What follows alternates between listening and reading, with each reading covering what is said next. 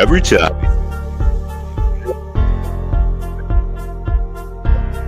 Keep it professional, please, Harris. Keep it professional. Okay. Hello, everybody. Welcome to the Tellman and Fellman Show, episode 78. That's right. We have special guests. Well, we usually have a special guest. They're all special in their own ways. Anyway, welcome to the Tellman and Fellman Show. My name's Harris Fellman, and of course, with me, I'm Tellman Knudsen. This is episode 78. Mark, we've never met before. It's good to meet you. No, we haven't. I know a lot about you. I've heard your name a lot in the past, but yeah, we've never met. Well, now we have. is it usually people going that Emmer effer Tellman? No, not at all. He's a legend in his own right. Yeah, he is. He absolutely is one of the OG list building gurus for sure. I was saying to my girlfriend about it last night. We're having dinner, and I said I've got a podcast tomorrow, and I said he's kind of the god of list building. There you go. It's so interesting that I mean, I know we haven't done the bio yet, but like that phenomena is so weird because, like,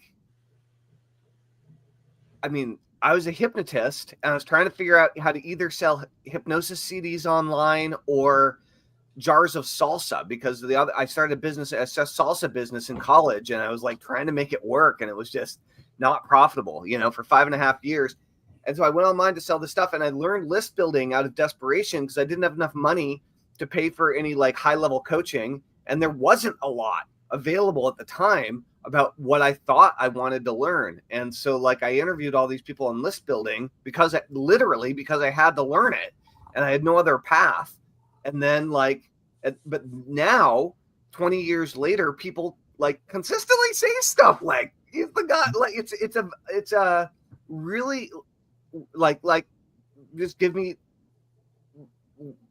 legendary type of comment. And it's a weird thing to like know how to take in humbly, I guess, with humility, because it's an unusual, it's cool, but it's weird. I guess necessity forced you to learn it well and teach others, and that's where you get the results and you get the status from. It's true. Well, let's introduce Mark properly. Mark Lyford is an entrepreneur with 26 years of online business experience and over 31 years in total. I think ChatGPT cut that a little too short. I don't know what that means. In 1997, he entered the adult entertainment industry, which I did as well, maybe a year before. Him and I were in movies together. No, I'm just kidding. Building a a multi-million-dollar business with over 32,000 websites. After losing everything, though, in 2002, including his fortune and his marriage, Mark faced significant challenges, including a prison sentence. But he rebuilt his career with hard work and creativity. Now a publisher, a marketer, and a public speaker, he delivers workshops and has spoken at major events across the UK, which is a very big country for all of you freaking Americans out there. I live here now, so it's even big enough to fit me. I don't know what that means. Mark lives in I didn't know this. I knew that you lived in the Midlands, but I didn't know it was called Ashby de la Zouch. Mark lives in Ashby de la Zouch. That sounds so French. With his partner Gabi, 5 dogs, hundreds of racing pigeons, Harry the parrot, which I do not appreciate that name being so close to mine. I wore this for you today, Mark. This is my one and only pigeon shirt. I need one of those. You're into pigeon racing. Where did you get that from? I need one of those. And two children, James, who's 24 now. Do they live with you, or you just have them? I have them. Yeah, they're around. Okay, great. Well, welcome to the show, Mark. You guys can now commence talking about Tellman's incredible fashion sense. That's right. That's really what this is all about today. I have to know where you get that from after. All right. I'll tell you. Tellman's got the shirt, and then I saw Buddha by your shoulder, so I went and grabbed my Buddha so they could say hello to each other. Well, I'm gonna have to grab. I don't have a Buddha here, but I've got the next best thing. You have a Ganesh, but I just have an elephant. I do. I have a Ganesh. Okay. All right, and a Spartan helmet. And this guy used to have food in his hand, and it broke off. So I feel bad for him. What does that mean? Nothing. It doesn't have to mean anything. It just means I dropped it one day and I didn't feel like super gluing it on, and I decided he'll just be handless, and he's Buddha, and he'll just deal with it. Anyway, Mark. So I didn't know. I think we've mentioned it before that you were in the adult industry, but what does it mean when it says that you had 32,000 websites? What's that about? Yeah, I mean, the websites in the loosest sense of the word, they consisted of like 3, 4, 5 pages each. They were filter sites. They were like spider web catching people in, filtering them into 100 premium sites. It was with a site called Adult Check at the time. Great concept, pay monthly, one low monthly fee and access all the content. And it was a numbers game. I spent about 12 months knowing there was money in the industry, but not finding it. And so this was 1996, 1997. 96, 97, driving a cab at night to pay the bills, knowing there was money, but just couldn't find it. And then I put up, I met a guy that was doing about $4,000 a month with one site on the Adult Check network, got to meet him, figured out what he was doing, put 4 sites up. I was with my girlfriend at the time, and I said, look, I'm going to give it, I'd pledged that I was going to give it 3 more months, and then if it wasn't working, I was going to go and do something else. I broke that promise, but shortly before I broke that promise, I put 4 sites up on this network, really ugly sites, but at the time they did the job and didn't really think much else of it. And then I actually took her away for a week on holiday. Came back and I had a check for $452 from these 4 sites, and I'm like, right, if I get 20, can that pay the bills? Means I don't have to drive a cab at night. Did that was the start of it. What year was this, and how old were you? 97, so I was 22. Yeah. Oh wow. Okay. Yeah. I was a little, I guess I must be a little older than you then. I'm 56. Yeah, I'm 50 next year. So okay. Yeah. But and weirdly, I proposed to her while I was away in Crete, and she said yes. And then 2 weeks later, she left, and I was single again. But then, literally 4 days after that, this check came, and for 450. Yeah, 452. And and that's what started me off. And then I just basically focused on the scale. I said, well, if I get 20 and do them right, will that pay my bills? And it did. And cut a really long story short, I went from that, living in an apartment in Leicester, to 18 months later, scaling the crap out of it to 32,000 sites. And at the height, it was doing 150,000 a month, so about 2 million a year in recurring. Cool. And and that's how I started. And then now just for other people, because I actually know that industry really well. I had I worked for a company called iBill, which provided us billing services to a lot of adult sites, and then I also ended up for them, I ran a site called, I think in 96, I ran a site called Peep Shack, which was like live video cams. Peep Shack. We were the first like Classy. live video, one of the first 2 live video cam sites with ladies. You know, I don't know if they would call themselves ladies, but they would call themselves ladies. Other people might not. But anyway, so that was a little weird. But then ultimately, you know, like most people didn't do, like you probably. Right, Adult Check. You purchased the content from them. You basically paid. I got the content. It was all legal licensed content out there. I mean, this was all pictures. Remember, this was not video. You know, the live streaming stuff we offered on the back end, but it was all pictures that I did that with. And okay, wow. I was very aware of the emergence of broadband. I've kind of skipped a little bit how I got into that. Which I'll share if you want, because it's kind of the seed of my entrepreneurial. Yeah, I mean, if it makes sense and you want to talk about it, go for it. Yeah, so I was very lucky. My parents are very normal working class people in the UK, but my father was insistent that he try and do everything he could to financially put me through private school. So bit different for any American public school. private school. The terminology is different. Private school being fee-based schooling, but I was never really very academic. But what that schooling did do was show me two sides of life. I had my very normal, happy existence, but very normal working class. And then I was mixing with people who were kids of very wealthy people. And it gave me the two sides, you know.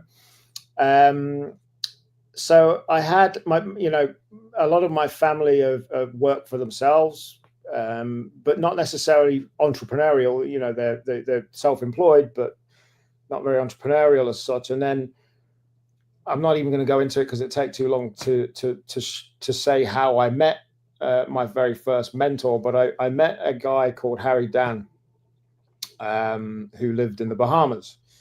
And I pestered this guy. I was 17 years old at the time.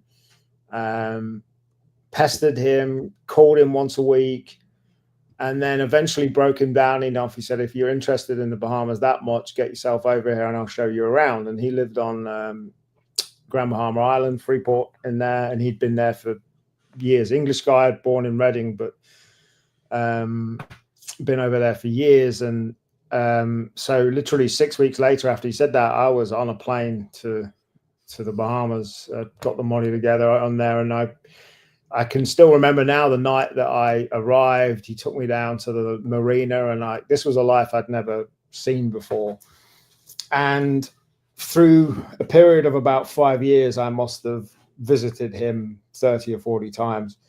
And he was in the real estate business, and I was, the internet was very new still. So I'd sit down with him to dinner with a client. I remember one American guy just sold his mail order business, and he was looking to buy a beachfront property. And it blew my mind that he'd sold this property for $1 million. And my friend, that was an 80 to 100,000 commission for him. And all he'd done is have dinner, really. And he used to introduce me as his internet guy. So the idea was I was going to put all the properties online, but again, way too early, really. And I was trying the property thing for a year. And he said to me, look, during one of the times I was over there, he's like, look, stop wasting your time trying to do this. It's not working. It's too early. There's only one thing making any money online, and that's porn. I'm like, I don't want to do that. I want to carry on with the property thing. And then 6 months later, I just got tired of trying with the property stuff. And that's when I started. And so if it wasn't for him, I would never have gone down the porn route. And that's how I would agree. I would agree with him, though. I would agree with him, right? 96, 97. I mean, there was we I don't know, whatever. We talked to somebody that was on our call. What was she selling? Like, we talked. She was selling sewing patterns. Yeah, she was like selling sewing patterns, and people were downloading these sewing patterns, and she made an okay living. And oddly enough, now she's in like relationship polyamorous stuff. So she's not in porn, but she flipped it. But anyway, but that's definitely where the most of the money was back then. Like I said, like what we were at iBill, and 85-90% of our clients had adult sites. So. Yeah. And so that's how I started. And sadly, the last time I met my mentor, Harry, was in the July of 99. And he said, I'm a bit tired of this real estate stuff. It's like feast, famine, would you set me some sites up? And I'm just like, sure, of course I would. And but then unfortunately he got cancer and he died Millennium Eve. And so I never actually got to live in the Bahamas while he was there. And at the same time, I was very aware that broadband was coming, video was coming in a proper way. Yeah. And how ridiculous it sounds now, looking back as nearly a 50-year-old, I was frustrated that I couldn't make more than $2 million a year. Right. Partly because Adult Check were doing like $1 million a week. Right. And I thought the next thing was $1 million a month. That was my natural thing, but I just couldn't do it. No matter what I did, I had 10% of the network. I couldn't do any more. My goal was always to keep 10% of the network up. Yeah, there's something odd about that. I think all membership sites, actually, I guess I was about to say about adult sites back then, because there was always some sort of like, I had had two of them for when I was working for iBill, and then I had my own. I eventually, because they have some sort of invisible ceiling, and I guess it's probably retention, right? It's probably like how long people stick, and you just don't realize it that you're. I mean, you probably do realize it, but that you're doing this churn thing, and they're only going to stick so long, and there becomes so much more available, so much more that they're going to be interested in. There's always the next thing. The retention in that particular network was amazing because of the sheer quantity you got access to, but I just couldn't do any more no matter what I did. So I had the idea of setting up my own version of it, ready for video. And I'd sold off my existing portfolio, but they hadn't paid me fully. They'd just given me 20% down, and the rest was over 6 months. And a very long story. I wrote about it in my book. What's your book called? Rebel Entrepreneur. It's on Amazon. Yeah. Cool. Oh yeah, he gave us a link to it. Rebel Entrepreneur. Yeah, so it's funny because 2001. So I can remember driving down the freeway in Fort Lauderdale, going back to the airport to fly back to Bahamas. By this time, I was living in Freeport, which was always my goal. I was living there with my wife and child at the time. And I can remember driving down the freeway, going back home to Freeport thinking, and I tapped on the dashboard of the car and I thought, you've made it. You've done it. You've achieved what you wanted to do. You know, the business was great. I was living where I wanted to be. Wife, child, happy days. And that was in the May 2001. And then come July, all kinds of shit hit the fan. And a very long story about that. I'd spent way more money getting the network ready. Somebody within my organization was feeding info back to to the owners of Adult Check. Still don't know who that was to now. I had bug devices in my office because every time we did something, there was a reaction. Anyway, and yeah, it went pretty wrong pretty quick. And I look back at what I did wrong. I'd made the decision to do it. I don't regret making the decision to try and set up. It was called sexpass.com. I don't regret that, but I regret using all the money I'd built up to keep fighting, to keep it going, because I'd got it in my mind. Whereas if I'd have just said, you know what, leave it, move on, things would have been really hard to walk away from things that you're the sunk, the fallacy of sunk costs, fallacy of sunk time. Yeah. Yeah, and you look back, and I also think that if Harry would have still been around then, he would have pulled me in as the mentor and said, hang on a minute, and losing him Millennium Eve 99 was a big one personally, because he wasn't just a mentor, he was a good friend, hit me hard. But from a business point of view, I think he would have pulled me in and said, whoa. So yeah, and so when you're living that life and you're doing that kind of money at the age of 24, and ultimately I was relatively young. Nobody in my family was used to that kind of relatively quick success. I mean, it was hard work, but it still happened relatively quickly. There was nobody really to pull me back in. So I don't regret doing what I tried to do, because it was a natural thing to do, but I do regret using all of the resources and more I had to keep fighting. That's the regret there. And then when you're in that situation, the Bahamas isn't the greatest place to live when money's not flowing. So I moved back to the UK, and I was in this weird situation where, okay, I kept fighting to keep this dream alive, which cost me more. And then you get into a situation, you've gone from 2 years ago doing all this, having this great life, to not so well. And what am I going to do now? Yeah. And I had to go bankrupt in 2004, which was at the time a really terrible thing to have to do. And then you start getting desperate, and you think, well, nothing for like 18 months, 2 years. So Nothing hold I on. tried So to you really made a good amount of money in your 20s then, in your late 20s, Mhm. mid to Early late 20s. 20s. I Early didn't 20s, make any money until 2004. Yeah, you know what I mean? I was just like Yeah. pinching pennies until 2004. So that's interesting. That's interesting. Mm. Cool. Yeah. Okay. And then you get desperate. And Yeah. again, ridiculous decision, but desperate men do desperate things. And I was in this situation where I'd gone from that to, okay, what am I doing now? And anything I'd seemingly tried just didn't work. It wasn't for lack of effort. It just wasn't working. And I ridiculously made a decision to start growing plants. Growing plants. Oh, that's why it talks about pot on the cover of your book. Yeah. Yeah. And, Start growing the ganja. Yep. And it's the ridiculous thing. I grew 6 in a garage, and it was the first thing I was really good at for a few years. I was really good at growing these plants. Good little home farmer. Yeah, and I said to myself, well, if I can grow 200 of these and do it 3 times, I get back on track. I had no inclination to become doing that. It was a means to an end to get things back on track. But then 4 weeks before the first big grow happened, an air conditioning unit caught fire, and I got arrested. Ooh. So wait, so you didn't even make any money at it? No. Brutal. Which was probably the universe saying, yeah, wrong direction, Mark. So the air conditioner caught fire. This caused a bunch of plants to catch fire, and then you got caught. Air conditioning unit caught fire. Sprinkler system in the warehouse I rented came on, which I didn't even know worked.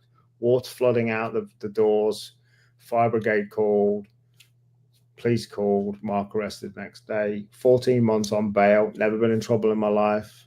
Brutal. Oh, 14 months on bail was hard because that's like a sentence in itself because you don't know what's happened. 5 weeks before that happened, my wife said that she was done. So wait, 5 weeks before the fire or 5 weeks before the 14 month was up? Fire, July 2006, one Friday evening. She said, was it a stance against the plants, or you guys just weren't getting along? No, I didn't know anything was wrong, but yeah, that sounds like a lot of people can relate to that. Yeah. So she left, and then 5 weeks later, I got arrested and spent 14 months of bail. And, wow. So your wife left you, and then you spent a little over a year in jail shortly thereafter. Well, no, I was 14 months on bail. Over here, you don't have to post bail. You're either kept in prison or you're not. And you have certain conditions. So you were not, right? You're kind of like under, my father in his late years was under something like that in the U.S. where it's kind of house arrest, but not quite. Like you have rules. Yeah. So you're on bail. You can't have you've got some of your rights taken away. You can't have a gun. I didn't have my passport took away. So I thought, actually 3 weeks before I got sentenced, I went over to one of Russell Brunson's meetups, and there's a picture of me with Russell, really overweight, eating too much chocolate, drinking too much brandy, thinking what's going on to my life. And then in October, I got sentenced. My solicitor said, you're looking at getting 2 to 2.5 years. There's a 10% chance you won't go down. I knew I was going to go to prison, but I wasn't expecting 2 years. Well, I got 4. You got 4. And how am I getting 4? And they said, well, there's the proliferation of these grows has gone up since you got caught, and we're putting up the sentencing guidelines. Like, hang on a minute. The day I got caught, the sentencing was this. Don't change the goalpost. But anyway, I got 4, which essentially means you serving 2 years in prison. And that's what I did. And it was hard. Takes 3 or 4 months to get your head around it. My children were 2 and 6 at the time. That was the worst part. My family. I went into prison really overweight, in bad shape. Took me probably 4 months to get my head around it, and then I was lucky to be moved to an open prison, which is a lot easier in theory. And I just said, right, what are you going to do with this time you've got? So I lost 50 pounds in a year. I was jogging around the grounds, got fit. My prison cell was like I'd saved up for a DVD player, got people to send me in different internet marketing courses, the butterfly effect, all kinds of stuff, Frank Kern stuff. And I was watching and consuming these courses in. Okay, so you were going through Frank Kern stuff and like Mike Philsame stuff while you were in prison. Yep. Yep. Wow. That's intense. Okay. And yeah, there's no like internet or computer or access to the internet. But who's sending you this? How friends of mine that I just would write to and say, hey, can you send me some stuff in? And they go and get it and send it. So they'd like burn you a copy of a home study course and send it. Yeah, I was allowed stuff to be sent in. It all had to be checked. But yeah, so my prison cell ended up looking like a library of courses. And so, yeah, and that's what I did. And then I came out in 2009. I said, okay, crack on. You invent in your head that things are going to be amazing when you get out. And of course they are compared to being in prison. But by just the fact that you're out means you've got the potential to start again. And I think that's great. But actually, it's nowhere near as easy as perhaps you would think. Living back with parents. Like all of your life routines are completely out the door. Just like basic survival and taking care of yourself. The whole routine I would expect is completely. You have to rebuild, right? Yep.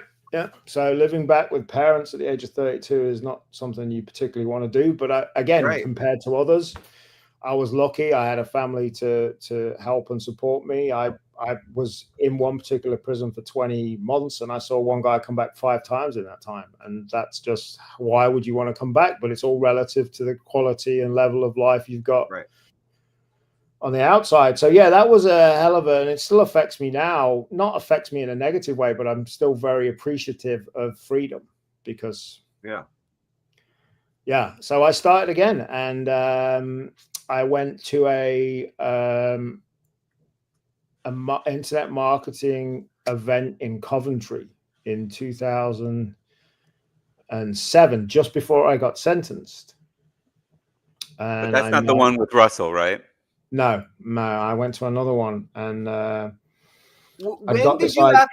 when did you actually get interested in learning marketing, like direct response marketing? Well, I think the seed was set in 2006-07, and I went to this seminar, this meetup event in Coventry, which was a bit of a seminal event, really. So the guys from Promote Labs, Jeremy Guslason and Simon Hodgkinson, had been. Oh yeah, I remember those guys. Yeah, they've been doing business together for like 2 years.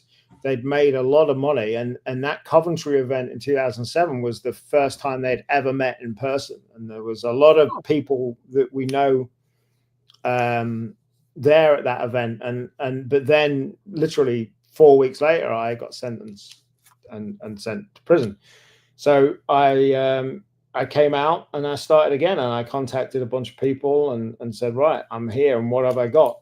I got a laptop and a mobile phone, and my friend Brad Goss, who's still a good friend of mine, he was in the adult industry for quite a few years before he turned comedian. Okay. And I called him up one day and I said, right, I'd been speaking to him while I was incarcerated, but via letters and stuff. And I said, right, here I am. I've got a Mac laptop and a phone. And he said, well, what are you going to do? And I said, well, that's what I'm calling you for. And then he came up with the idea of, so this was like 2009. And I spent a few days just using the GarageBand program that everybody gets on a Mac. And I did royalty-free music tracks. In America, we call that GarageBand, Tellman. It's Garage. Thank you for the translation, Harris. I do appreciate that. And he said, you got to use what you've got. And I used GarageBand. And I did. I used to use GarageBand to do stuff back in the day. I barely used it here and there. Yeah. I made 50 royalty-free music tracks. I launched them on the Warrior Forum. And that was my start again. Wait, so hold on. So are you a musician? No. I love music. love music, but not at all. I mean, royalty-free music and all that stuff was not really around like it is now. So you And wait, he said, but did you create your own music tracks, or did you like buy access to no, other I stuff and then created it mix it, or using what? Garage. Yeah, I created it from scratch myself. I All spent right, awesome. two or That's 3 days great. doing it, Badass. and I sold Cool. them. I sold them on Warrior Forum. And, That's cool. And they So you made did that. Warrior Forum or Warrior like Warrior you did Forum. yeah, then. right. So this is before Warrior. Wait, not quite before Warrior Plus, but it was Warrior Forum. I did it as a WSO, all that stuff. Yeah, it made $5,000, and that's what started me again. Boom. Did you look around and go, wait, is this legal? This is legal, right? It's legal because I'd created the tracks. Yeah. Right. No, I know, but like, yeah. So and that's what started me, and then I went to some internet marketing seminars. I met Mark Anastasi, who used to run a lot of seminars in London. Yeah, he still runs seminars, I think. He does, yeah. I heard from him a few years ago. Yeah. I'm still friends with Mark. I don't know why, but I get him in my mind. I think I know why. Confused with Simon. There's a Simon here that you know, Tellman, in the UK. But like Mark, I think I met Mark Anastasi the one time that I was invited to Mac Basak's God's Land, and I think Mark Anastasi was talking about like aliens visiting the planet and stuff like that. And I think Mark has some interesting views on some stuff, but deep down is a lovely man who who I class as a friend. And the very first seminar I went to, I went to the back of the room and I said, Mark, I gave him the brief rundown of the story. I said, in 12 months' time, I want to be speaking on your stage. Yeah. Cool. It took me 18 months to do it. I did, and I didn't like it. Okay. Yeah. And I didn't like it because I was sharing my story, powerful story. I'd started making money then, but I didn't, if I'm absolutely honest, like selling from stage at all. I don't like selling from stage. Like I thought I would have done. I used to see the process. Yeah. I used to see people run into the back of the stage thinking that speaker's just made $100,000 in an hour and a half. That was what attracted me, but I didn't like it. It wasn't. I didn't like it. I don't like it either. And I like being on stage. I love being on stage, but not selling from it. And that day there, I didn't sell anything, which is a big indicator that day. Didn't sell anything, but from that day, I've never sold on stage ever. And I've done far more by communicating with people afterwards and done deals afterwards. You know, at most I will do is, hey, if you want to find out more about what I'm doing, go here. Done. That's it. And that's the kind of start back. And so I was doing a bunch of stuff for a few years. Fast forward 2012, Brad Goss told me about Bitcoin. That took me on a whole path for a number of years. But again, I've always been a little bit too early on some stuff. I was talking on stage in Manchester in 2013 about Bitcoin.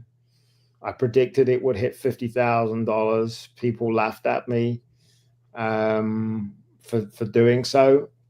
So that took me away quite a few years. I still believe in crypto. You were doing a lot with Bitcoin for a little while. You know, I was brokering, and there was a whole. The next book's called Real Entrepreneurs coming out next year, which will be filling in the gaps from 2013 to current day. And I've been So looking back, it's a hell of a journey. Hitting 50 next year, nowhere near where I want to be. I always tell it as it is. Nowhere near where I want to be, where I hoped I would be. I can remember when it all started going wrong in the Bahamas, saying to my wife at the time, "Yeah, give me 4 years, I'll be back." Hell of a journey. Learned a lot. When you think of you being back, what is that to you? Is that I'm making $1 million a year or more? Now that's a very different story to how being back was back then. Right. Again, with age, you can never really get back. That's the thing. You never. Well, back changes. And again, yeah, where I'm quoted as saying I'll either get where I want to be, which is very different now, or I'll die trying. Back then, it was like 0 to 100 million, nothing in between, ridiculous. Looking back again, Right. Now it's very different. I want to not be based in the UK all the time. I plan to move to Portugal. And yeah, it's a very different story. And it's funny. One of the big, I believe you learn a lot more from your failings than you do your successes. And Gabi, who I've been lucky enough to be with for 7 years now, she said to me about 18 months ago, she said, "Why do you try and do too many things?" And I didn't just answer it in one go. Every single day, Mark. Every single day. Yeah, well, I thought about it for a day or two, and I got back to it and I said, I think back then in 2001, I'd got all my eggs in one basket with the adult check stuff. And in retrospect, I should have diversified. Property was always going to be my plan to diversify. I looked around Leicester, 6 houses in Leicester in one day. I could have bought them all, but didn't, because at the time, every 100 grand you put back into the business doubled in 6 months, and I didn't do it. But there's a very big difference between not having all your eggs in one basket when one of those eggs is doing really well and then diversify, rather than Right. Okay, I'll start again and I've got 6 different eggs in 6 different baskets and none of them are doing particularly well. Right. Right. So I had a massive shift 18 months ago where stuff that I was doing but not very well got shifted. And for 18 months now, I've had, albeit frustratingly, a few of the things that I remain as my focus aren't where I want them to be. The idea of only focusing on one thing wouldn't work for my particular situation at the time. So I had 2. That's it.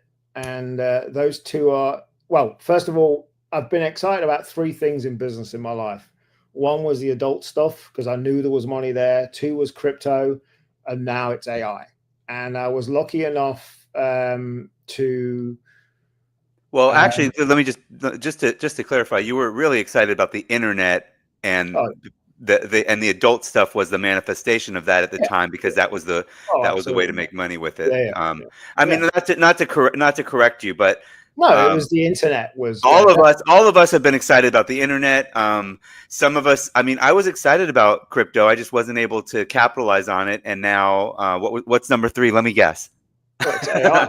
It's AI. And I was lucky enough to. So I said to Matt Garrett, who you had on last week, I called Matt up once. I'd reconnected with Matt at a friend's wedding. We were guests of a wedding, and I'd reconnected, and I called him up and I said, "Listen, I'm looking to put a team together for some crypto stuff." And he said, "I have the great idea for a team." We put that team together, including John Merrick. But then again, timing's everything. As we'd put the team together, then the crypto market took a big dump. Wasn't the right time to release anything. And then we got Simon Hodgkinson, who, if you'd have told me in 2007 you'll end up being a partner of Simon's, I would never have believed you. And Simon brought something different to it. Simon had just, with AI, I was... What year? This was early last year. So 23. Yeah, it may have crossed into late 22. I can't remember exactly. But okay, yeah. But less than a year from ChatGPT's. ChatGPT actually, as a reference point, was 4 months old or something. Right. Okay. So, and Simon had been all in on it, but I was very aware that I'm too early to stuff sometimes. I'm too early to get, because I'm the type that if I get involved in it, I'm all in on it. And I held back, deliberately held back. And as things happen, one of the partners decided it wasn't for him. I called Matt and I said, we need to try and get Simon involved. And we did. He accepted. And so we are now AI focused, and it's immensely exciting. Tellman, are you falling further and further in the past? What's going on? Your video just keeps getting like blurrier and like choppier. I don't know and what's choppier. going on. No, I'm listening. I'm here. My video. No, I know. I'm just talking about your visual. Yeah, my video stream is a little chunky and clunky and by the way, today. just for the audience and also you, Tellman, we had Cindy Donovan on, who used to be Cindy Batty. She was like original partners with John Merrick, who's been a long time internet marketing developer. He's developed a lot of things with a lot of good things with a lot of people. Oh yeah, so. John's great. So yeah, that we have the partnership now of Matt Garrett, of John Merrick and Simon Hodgkinson and myself as Prompt Core Dynamics, which I know you talked about last week. And the aim is to build AI-based software for businesses. But if I'm absolutely honest, the internet marketing stuff, I've not really been that interested in for the last few years. I've been more interested in mainstream business. And I've had for 10 years now the idea of I think there's a lot of BS floating around about entrepreneurialism. When I was young, if I used to say I'm an entrepreneur, I used to get laughed at, specifically in the UK. It wasn't so much a US thing. It was not a cool term a bunch of years ago. It was not nearly as I don't know. But now, like if you look at the social streams of my kids, being an entrepreneur is portrayed as, supermodels, Ferraris, beaches, and penthouses. And that is creators, not YouTubers. Real at all. And I fortunately managed to get realetrepreneur.co.uk, but I then managed a few years later to get .com. And so the idea of only focusing on one thing didn't fit right for me, but there was a big synergy. So we've been testing various things on Real Entrepreneur all year, and Real Entrepreneur is launching officially next month. What's it going to be now? Well, I think there's a big shift since COVID. Zoom calls, great. In their place, they're amazing. We're talking from all corners of the world, and that's great. But I think there's a real, like we did in Cheltenham a few weeks ago, there's nothing will beat face-to-face. And I think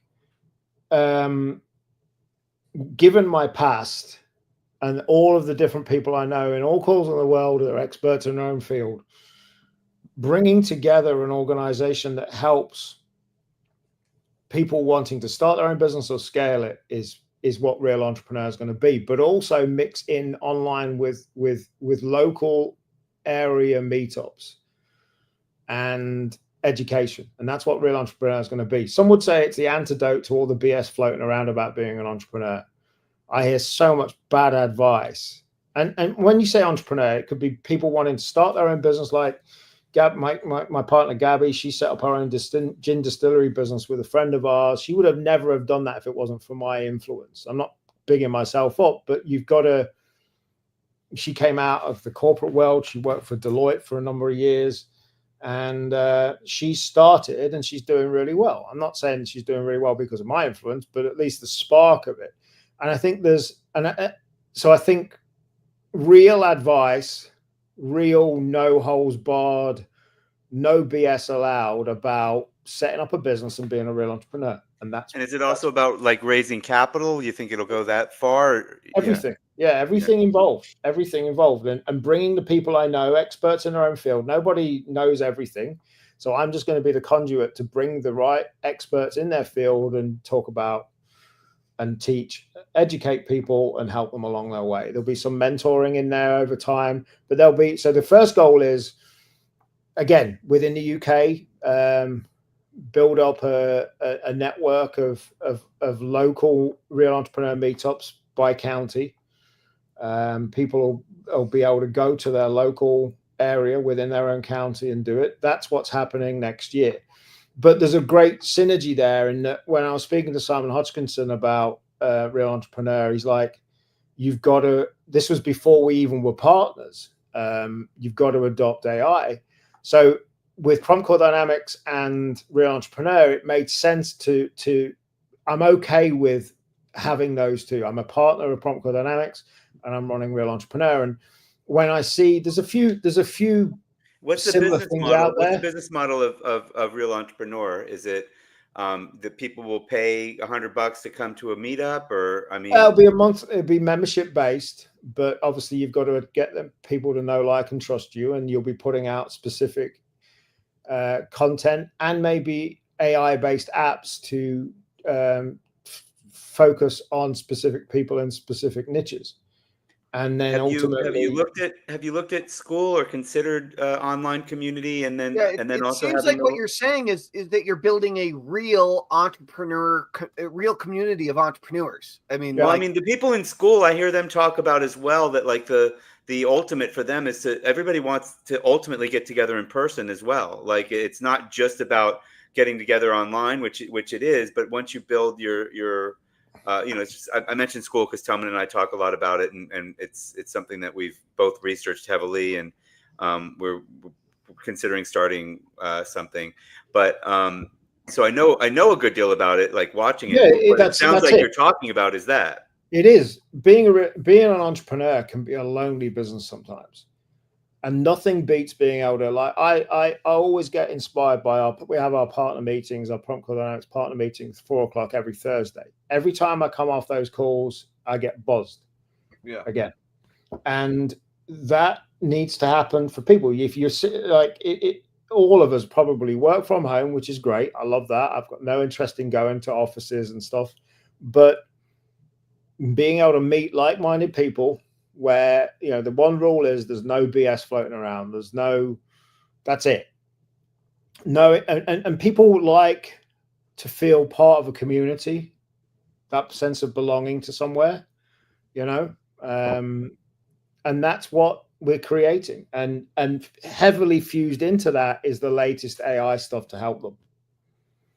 And that's what's going to be. so That's what's going what? to be. I mean, I get getting excited about the internet, especially in the early days, because it was a massive opportunity, unexplored territory, whatever. And then crypto, same kind of thing, and then AI, honestly, same kind of thing. What I'm curious about with Real Entrepreneur is what about it fires you up? Like, why are you so excited? Like, what do you love about it? Or what are you like, what's the core at it for you? Like, why is it important? My own brief to myself is, what would I have wanted if I was starting out again? What would I want to be a part of? Obviously, things are very different from when I started out, but what information, what people around me, it's not what you know, it's who you know, what advice would have stopped me screwing up in 2001, what information and what education. And it's not, as I said, it's not what you know, it's who you know. And we all know people in different corners of the world that are all experts in their field, and bring them together. That's what I'm looking to create. Whereas if I was starting again, or I wanted to scale something that I'd already got, this could help. And we all know push button money, it involves work. Doing this stuff involves work, but creating a community and the right education within that is what it's about. Right. And then, like, I'm terrible at copywriting. If you could have said to me 3 years ago, this thing called ChatGPT will be able to help you get your message out there to what you want, bringing technology like that to, like, one of my best friends in town owns a long time established restaurant of 30 years. Being able to help him and his wife who own it put out their message using AI is mind-blowing. On such a basic level, it's mind-blowing. I was out for dinner last night with a guy that I know well. He was one of the originators of early gaming here in the UK, and he now runs a medical AI company that they can make a scan of somebody that suspected to have cancer, and it'll give them an answer within minutes whether there's anything there or not, whereas human eyes cannot. It's been proven that AI technology will catch cancer before the human eye can even. And medically, they did a study recently where AI was better than for me to say AI was better than a doctor, that shouldn't surprise anybody at diagnosing like with strange symptoms. But it was also better than AI plus a doctor, meaning the doctors, the humans said, no, that can't be right. It's probably this. So they actually second guessed the AI and they were wrong. So, and I'm talking like 4 times better, like 25% versus 92%. So I guess that's not 4 times, but still, like it's just mind blowing, isn't it? Like, so from a business point of view, how can it help business owners? Well, it is mind blowing. And then yet, if you look at what it is, which is the ability to gather all data and analyze it and give you a possible result. It's beginning to do what it says. And ability to retain it and consider it and find within patterns and things like. Within 2 years, there'll be AGI, which is basically that near the. I don't know if the singularity is. I think that's the singularity is that AI becomes smarter than a human at all things, and then I don't know that necessarily is the same as the singularity. I don't know if the singularity is that then they gain sentience. The singularity is where the evolution of technology is moving so fast because of the doubling effect, right? Because of Moore's law. When technology is evolving faster than humans are able to perceive it evolving. So all of a sudden, basically when things get so small, so compressed, and is moving so quickly that it's outside of our ability to comprehend or perceive. At that point, it's like it's outside of our. We're really close to that now. We're getting really close to that now, and that's a little bit existential for me. Honestly, like we bringing it down to like a more of a real and immediate level. Certainly on the internet marketing side of things, we live in a bubble. Yeah, we live in a bubble where one person started talking about AI, everybody's dog's AI now. Same with crypto back then. Right. But what blows my mind, medically for a minute, it's just popped into my mind during our call yesterday. Simon Hodgkinson was saying his mom's got some medical issues, and he's gone and fed her entire history into ChatGPT, and it's produced everything from like a diet plan that she should be on, suggested other things she should be on, and he actually took this to the doctors yesterday and said, "Hey, what about this?" So that's mind-blowing itself. But going back to the bubble and comparing internet marketing people and models to mainstream business, it still blows my mind how far behind mainstream business is. Right. And it's hard to perceive that because we're in the bubble. We're in the bubble. Everybody we talk about all day is like, AI, and I'm like, oh, you know what? It's past prompts already, Mark. Like no. The AI trend has already moved on. I can remember Simon Hodgkinson saying, like, we've got a few years to make as much money as we can because AI is going to be able to do everything that we rely on making money to do. And he, by his own admission, he was wrong on that because, again, he's in his own bubble. Right. And the world does not move as fast. So I've done some like AI for business workshops this year in a room, small groups of people. Mind blowing that a third of the people in the room had never used ChatGPT. Right. And a lady that had a counseling business, her mind was blown. She said, "Look, I don't want to hire more people, more counselors, because I want to guarantee the level of work, but I want to be able to offer help to people coming to my website, and I want to ask them 3 basic questions to be able to filter them down the right track and give them help." Right. And I said, "Yeah, that could be easily done." So I think from an AI point of view, we all forget what we know. And I don't credit myself with being an expert in particularly anything as such, but we all forget what we know. When we start talking to people like, you met Ben Kench, who's a business. Ben. So Ben Kench lives near me, Tellman. He wrote sales for dummies or Yeah, idiots Oh, cool. in the UK. In the UK, so Cool. they wanted some UK content, and it's who they. But he always says you forget what you know, and he's the constant reminder that mainstream, real, not. I mean, obviously, there's no such thing as online and offline now. Most things are fused, but how much people don't know. So going back to basics, showing people the power in real world use as to how people can use this in their business, which is what, Prompt Core Dynamics is a suite of software that helps people in pretty much any business they can. So fusing them two things together, and ultimately the highest level membership of Real Entrepreneur will have the Prompt Core Dynamics software, and building that community of people to be able to get them ultimately learning, earning more, and growing what they're doing. And that's it. That's the vision of it.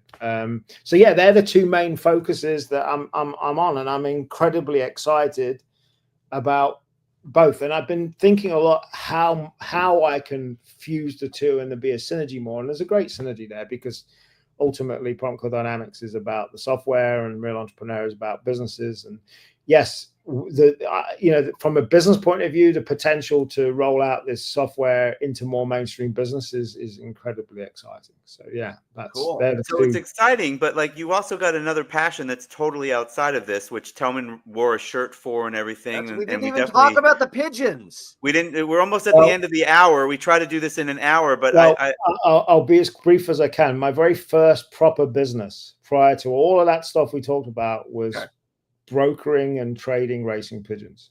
That was your first business. Yeah, 17 years old. I brokered, traded. I was sending pigeons all around the world. Was it black market? Was this like black market pigeon racing? I always loved animals. It's cockfight. It's a cockfight, Tellman. I started keeping pigeons at the age of 12, 13 years old. But wait, what is racing? What does racing pigeons mean though? Like I don't think a lot of people agree with pigeon. That. Homing pigeons saved many people in the war.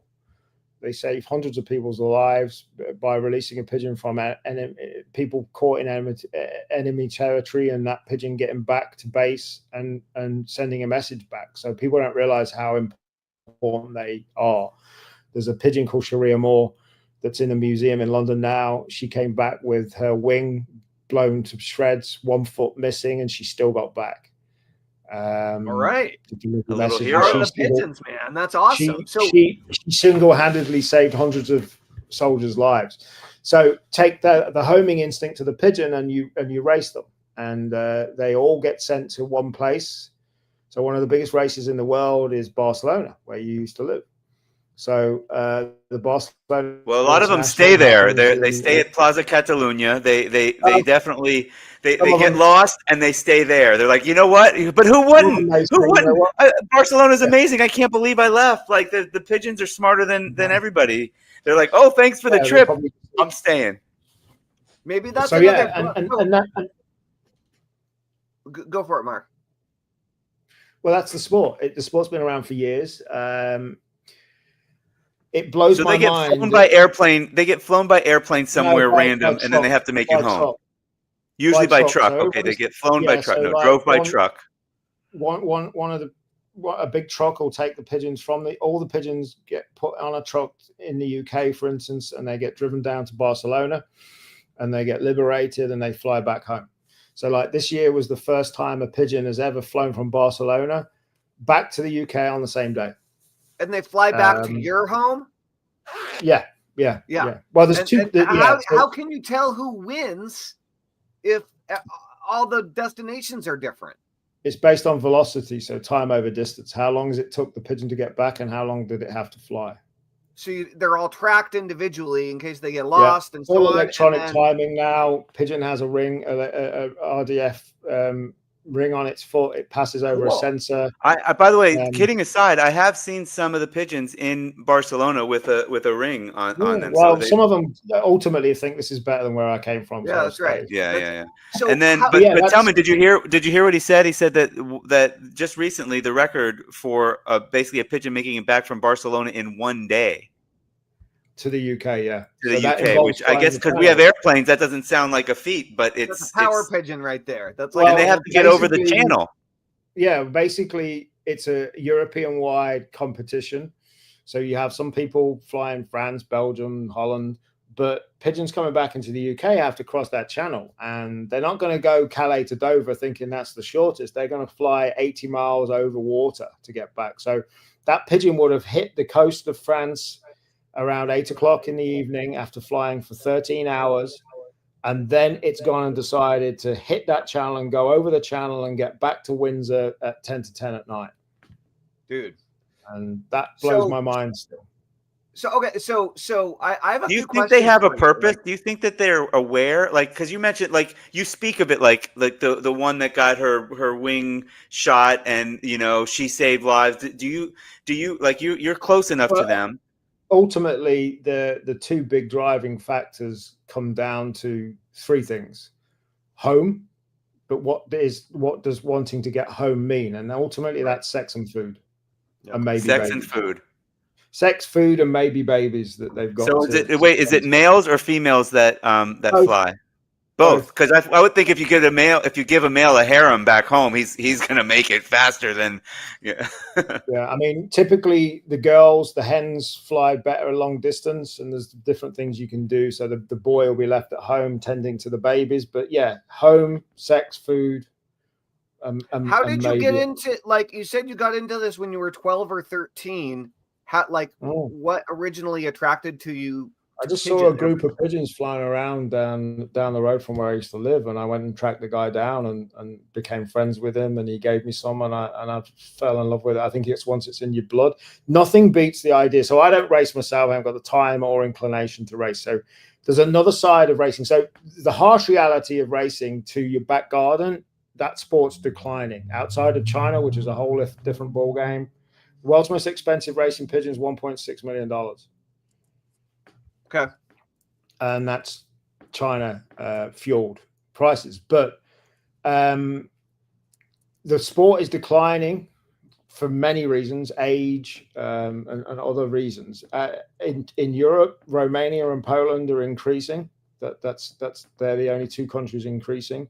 In the US, it's still popular, but it's decreasing. But there's so the concept of they all fly back to their own back gardens, that side of the sport is decreasing. What is increasing is something called one-loft racing. So I was in the Algarve in October.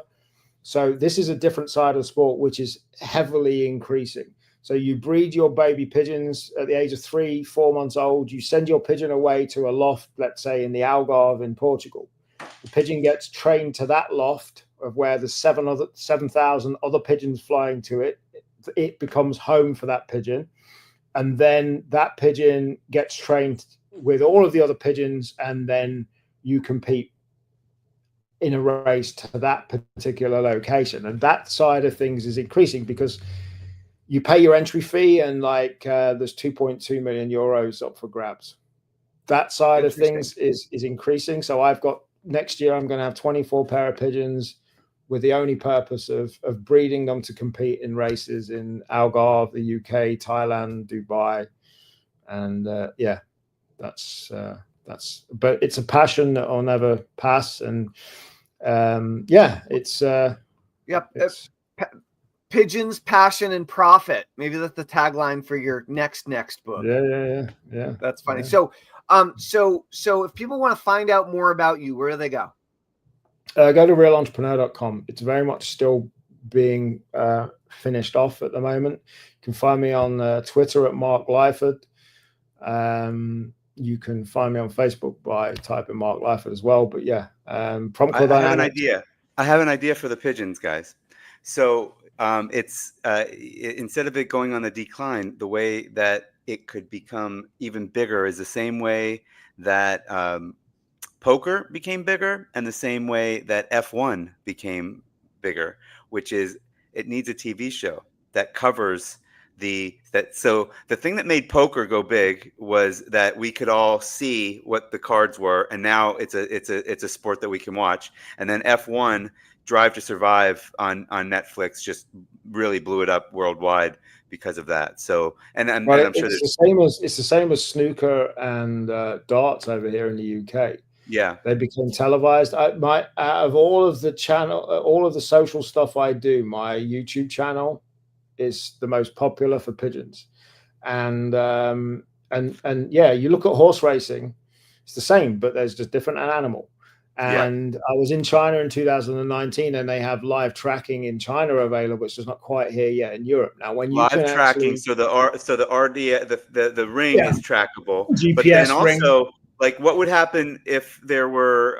I guess you'd have to have like drones all over Europe that were just waiting for them to fly by because the drones might bother them. There's different things, so they can track them. So the idea of being able to watch, like, I don't know, 50 birds within a flock of however many thousands, and you could actually see on a map where they are.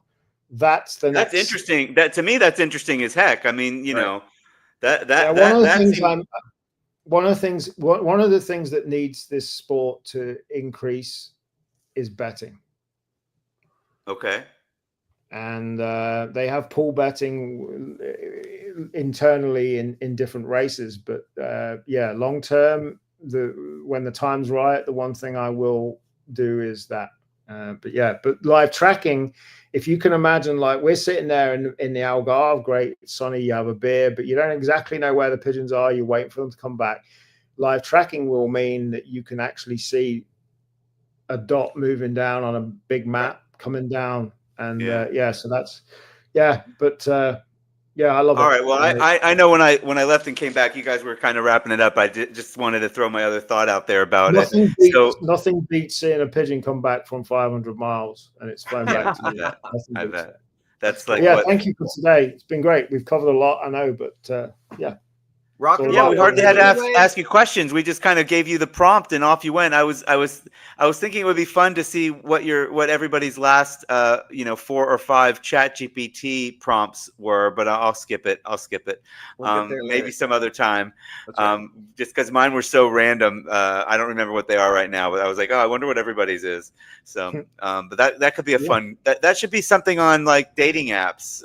What was your last? No, that you said a third of the people haven't even used it, so never mind. That's right. Anyway, all right. Well, thank you so much for being on. I really appreciate it. Tellman has 2 final questions for you. That's why he just held this up. This also means fuck you in the UK. Oh, so sorry, careful. That's not what I meant. I just meant we have 2 questions for you. One, Mark. So, on a scale of 1 to 10, how was your experience today on the Tellman and Fellman show? Oh, great. 10. Sweet. Great. We've enjoyed it. Cool. And so, if you only had one nomination. If you could only nominate a single individual to be the next special guest on the Tellman and Fellman show, who would you nominate? If you can get him to do it, Simon Hodgkinson. I was hoping you'd say that. I was thinking we can get Simon. I think he's attainable. I think we can do it. Cool. Well, we'll let him know he got nominated. Legendary like yourself, and his brain thinks in a different way to anybody I've ever met. Cool. Let's interview Simon. I mean, sounds great. Assuming he's down, we will let him know that you nominated him, and that'd be great if we could get him, because I don't actually know a lot about him. I've just kind of heard of him, and I he's kind of like you said, he's like legendary. Like, I guess I think he was just because he was across the pond from me when I was doing this as well. I wasn't quite as aware of this world over here. But his name traveled, and so did John Merrick's and some others as well. So that's right. Well, cool. It was really great having you, and let's both stay warm. Not together, that would be weird, but I don't mind giving you a cuddle, Harris. I'm fine. Okay, great. Maybe next time, guys. This was awesome. Thank you so much, Mark. And guys, if you want to be notified about let me try that again.